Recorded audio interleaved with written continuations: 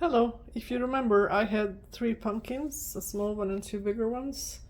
I already ate the small one for a pumpkin soup, and now I'm gonna cut these two up, peel them. I'm going to cook them partially and freeze them for future use.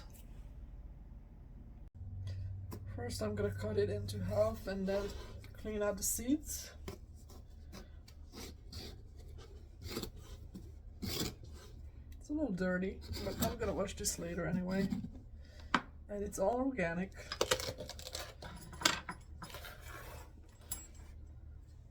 So I let these cure for how long? For a couple of months, right?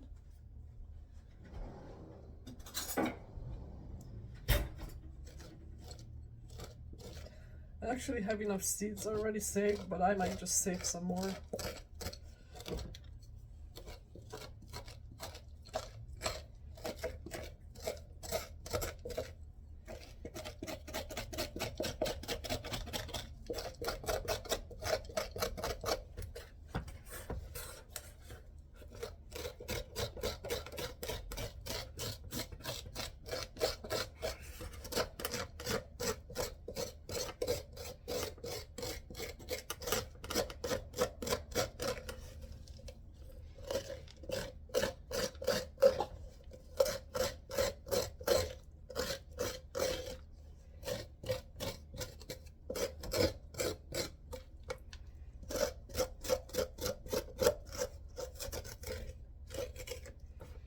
I'm gonna remove everything that's stringy.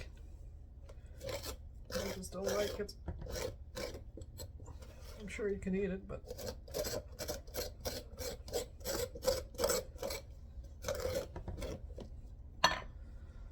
that's pretty clean. So let me wash it now. Should have done that ahead, probably.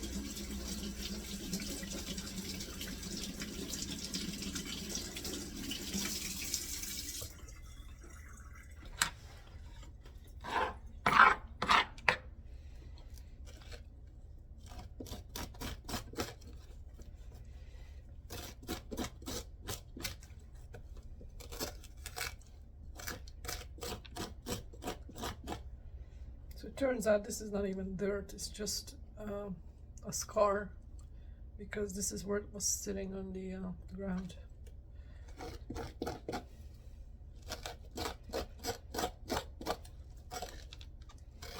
But I'm gonna wash it anyway because it was on the floor sitting.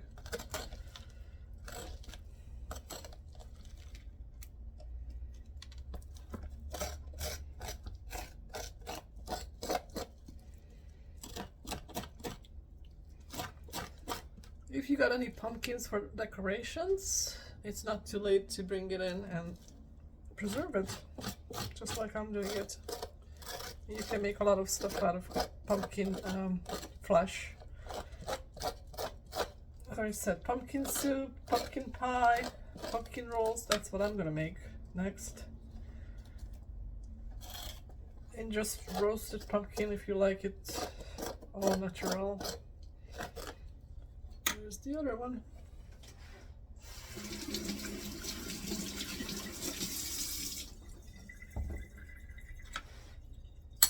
So out of these, I probably will save some seeds. Although, as I said, I have plenty from last year. And these seeds are good for a long time. Now I'm gonna cut them to size so I can peel them easily.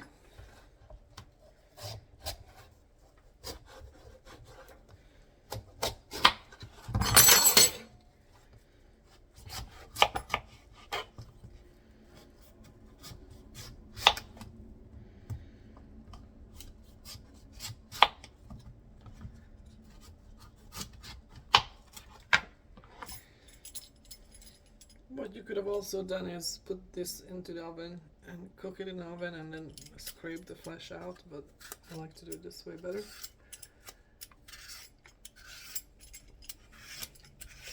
I think it's easier.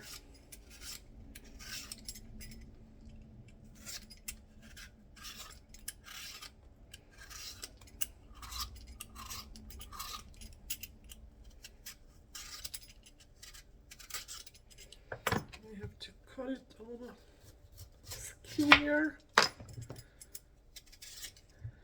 Cut them a little skinnier, easier to peel.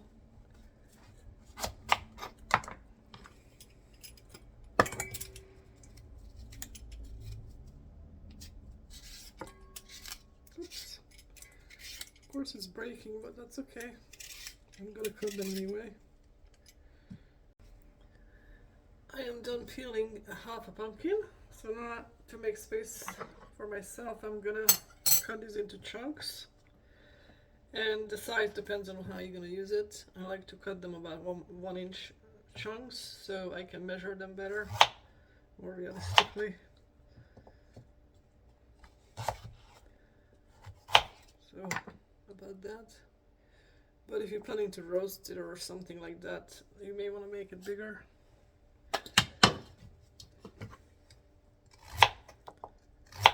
I'm gonna puree it anyway for most of my application because either I'm gonna make soup or I need pumpkin puree for the pumpkin roll or pumpkin pie. So these cubes seems to be okay for me. And last year I canned these, pressure canned them, but this year I'm just gonna freeze them because it's not that much and I do have space in my freezer, and that's just quicker to preserve than trying to go through the pressure canning process. This is my yield out of one pumpkin, but that was about the size of a basketball maybe. So I'm gonna blanch these for 5 minutes, but then I'm gonna leave about a cup full cook a little longer because I'm gonna use that tomorrow to make my Thanksgiving pumpkin roll. So the blanching process is really just so I can put it in the freezer and it kind of pre-cooks it. The water is boiling, so I'm gonna put my pumpkins in here, which is going to cool down the water.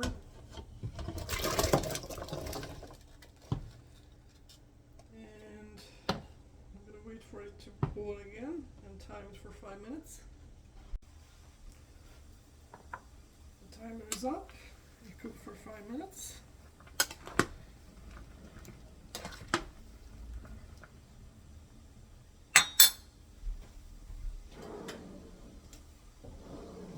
I have some cold water with ice.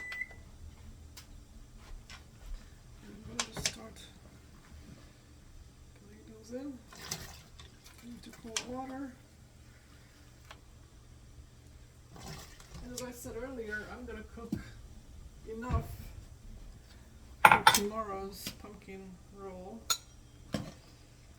So I'm going to save those separately and we'll continue cooking. So that's about this much will give me 2/3 of a cup puree.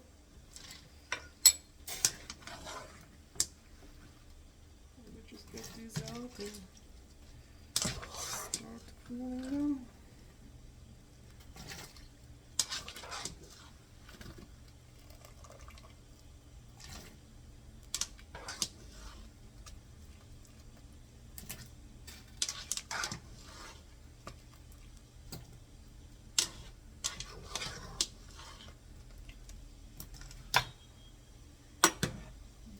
I'm gonna dump this back in. And let this cook for another, I don't know, 5 more minutes. Next, I'm gonna drain these pumpkins from the cooling water. And I'm gonna reuse the water for the next batch, so that's why I'm not dumping it over. Notice how the color changes once I blanch it next to the raw one. It gives it a deeper color, more orange. This will be my next batch to blanch.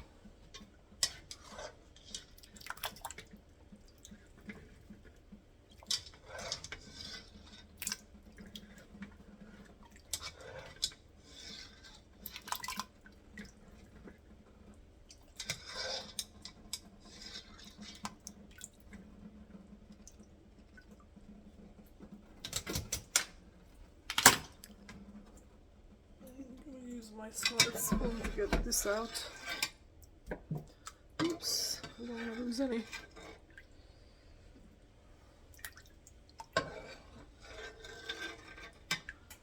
Actually, I can get it by my hand since these are cool.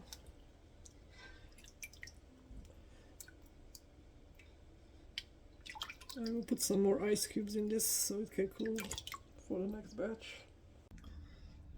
This food that I am cooking for tomorrow, I'm gonna fish out because again I'm gonna reuse the boiling water for my next batch of blanching. And I can't really use my hand because it's hot, so this will take me a little bit to fish them all out.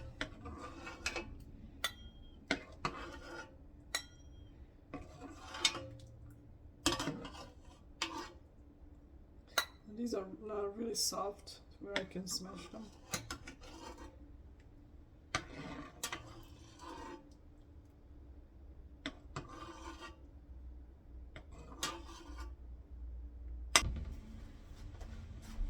And the last step is to bag them up. I labeled 5 quart size freezer bags. And these are now cool, blanched. I'm going to start loading them up.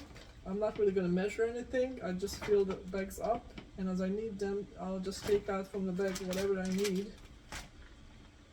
I'll measure it at that time because you can take out just half of the bag or whatever amount you need and put the rest back. That's not a problem. I just want to make sure it will seal properly.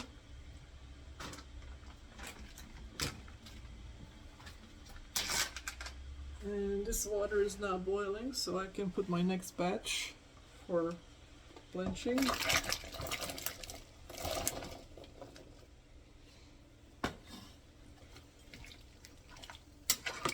Again, bring this up to boil in 5 minutes to cook.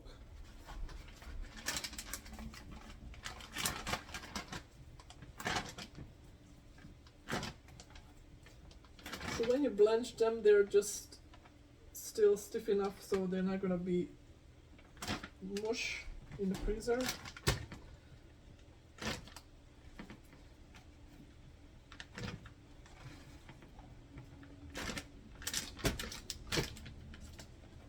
I'm going to see how much I can put into one bag, and if I need to still balance it, I will. I think I'm going to end up with a total of 8 bags, I think. We'll see. So this one pumpkin is gonna fit into 4. Looks like it. I'm not gonna take some more.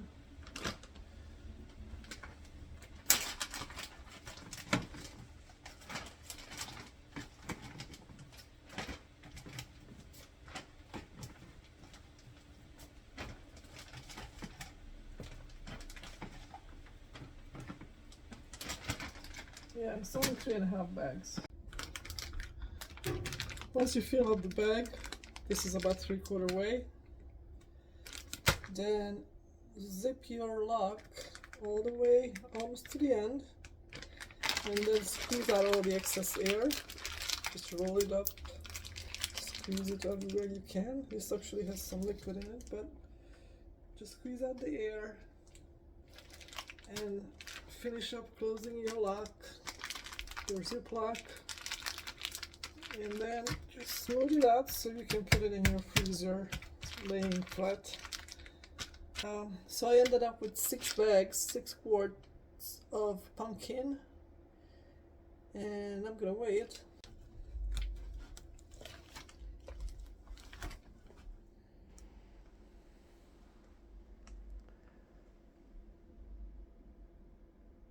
I have almost 9 pounds of pumpkin ready for the freezer. There's something super satisfying about growing and preserving your own food. I enjoy it. I hope you did too. Please subscribe. Today would be a good day to do that. And let me know if you liked this video or if you disliked it. Any comments are welcome. Let me know what kind of topics you want me to cover next time. Thank you. See you next time.